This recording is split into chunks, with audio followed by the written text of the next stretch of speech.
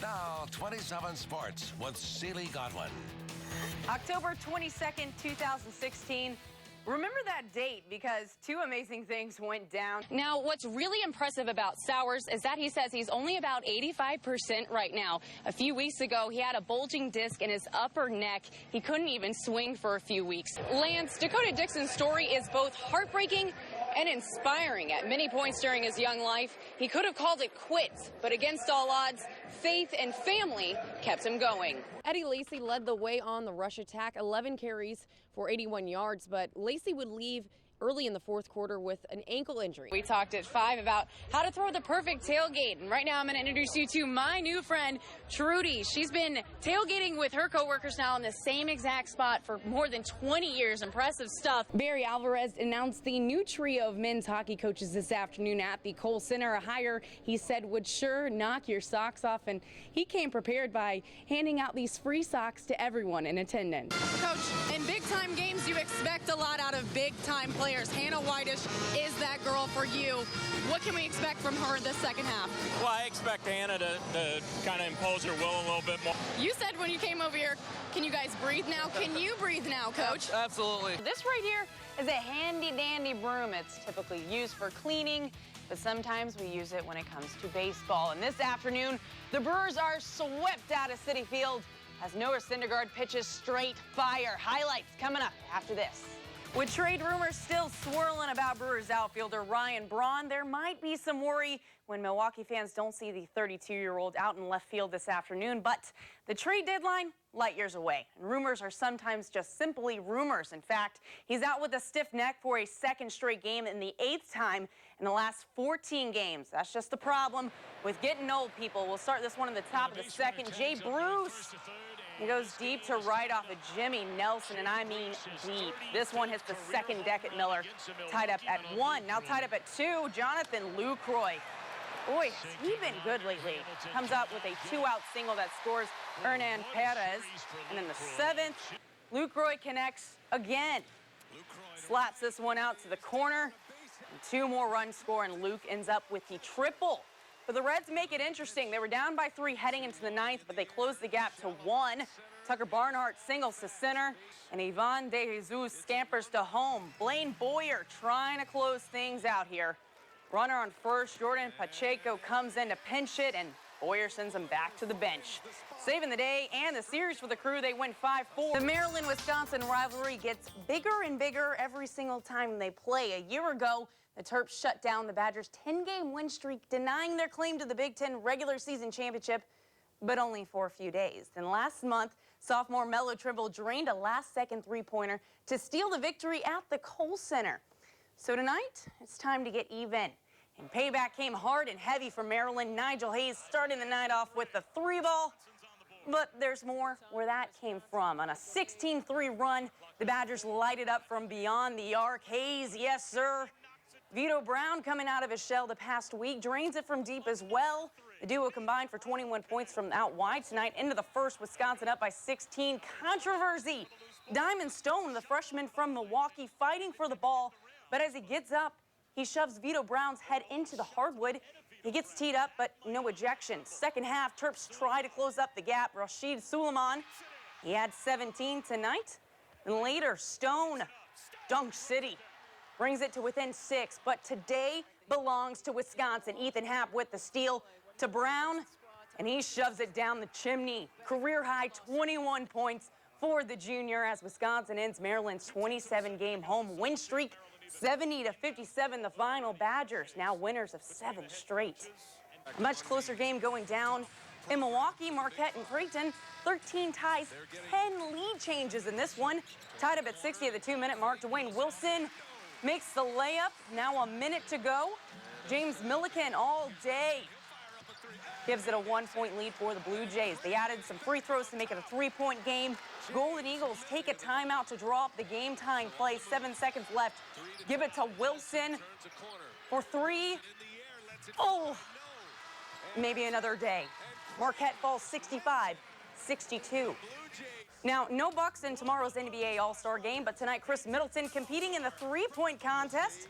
The Bucks forward looking nervous, missing many shots from behind the arc, especially at the top of the key. He scored just 13 points and was out after the first round.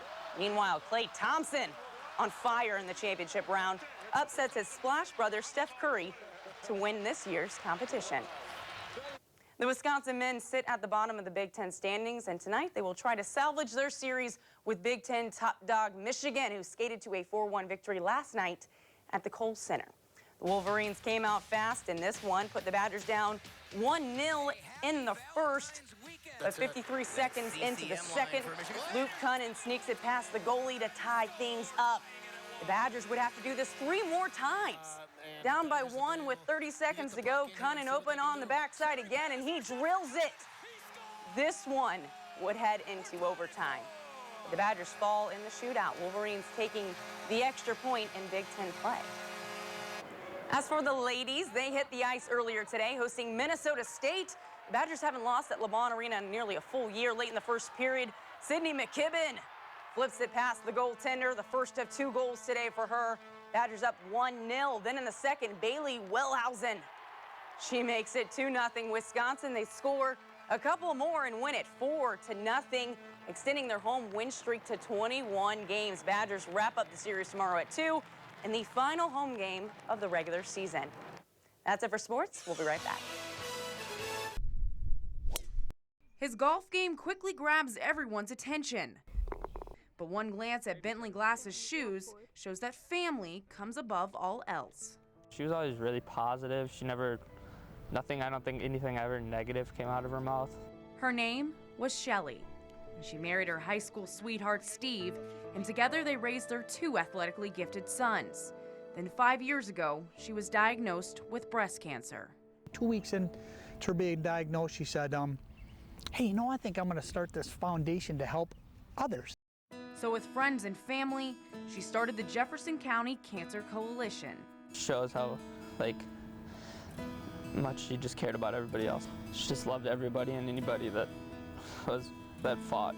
The coalition has helped more than 50 families in the area, raising thousands of dollars and providing free mammograms and wigs. And while she fought the disease, she never lost sight of her boys. She was on the maximum dosage of morphine. No hair. She had lost so much weight. She was so sick. Her sophomore year, she walked every hole, never missed a thing. Her pain level, she could just tolerate it. She never ever gave up, not even till the end. Cealey passed away in October of 2014, but her legacy lives through the lessons she taught her sons and the memories she left behind. It's about the best picture we've probably ever taken. Picking out pictures, and I'm just like, oh. Everyone I look at, it's a memory, so that's hard. Well, I know she's always watching, and I look at the flowers and all I think about is her. There's a lot more to life than golf and sports and everything. In Fort Atkinson, Cealey Godwin, 27 Sports. Ross Gunlock always wanted to serve his country. I'd always wanted to be in the military. A lot of my family were in the military. So in 2008, the Madison native joined the always faithful Marine Corps. The majority of what I did was convoy operations, clearing roadways and stuff of that nature. There's a couple hairy situations to be found in Afghanistan. Probably too many to even describe. Sweeping the streets of Afghanistan, Ross was never alone. Good job. Good girl, Casey. Come on. Casey appears to be just your average dog, but she's a bomb dog. There you go. Woo! And she's an off-leash bomb dog at that, so she will be a football field or more away from me, taking commands from me and detecting bombs. When I got her in dog school until after the deployment, we were together all the time. Ross says he's one of the lucky ones. Out of the thousands of men and women in his battalion, only he and 33 other dog handlers could find comfort with their trained partners. If you have a rough day or whatever, who wouldn't want to have a dog to hang out with? It was during their deployment that Ross made a promise. Hey, anything can happen over here if we make it out alive. I promise I'll find you. Ross and Casey went through upwards of 125 missions together. But when Ross went back to school, Casey went back to work as a bomb arson dog with the Des Moines Fire Department. So in order to keep his promise, he reached out to officials in Iowa. Just supposed to go there and talk to a panel of just a couple guys explaining why I should get her back. But the state's officials beat him to the punch, inviting him to the Capitol where they gave him the surprise of a lifetime. And then I walked into, the state capitol, and there's a couple thousand people there. The pair returned to Madison, ready to turn the page on a new life. In 2015, Ross enrolled at his dream school, the University of Wisconsin. He also fulfilled another dream by becoming a Division I rower. Through all these exciting changes, Casey remained. She might have gained a few pounds. She's a big gooey baby. Her creamy complexion slowly growing more white by the day. But her unbending love for her owner never faded. And neither did his love for his best friend.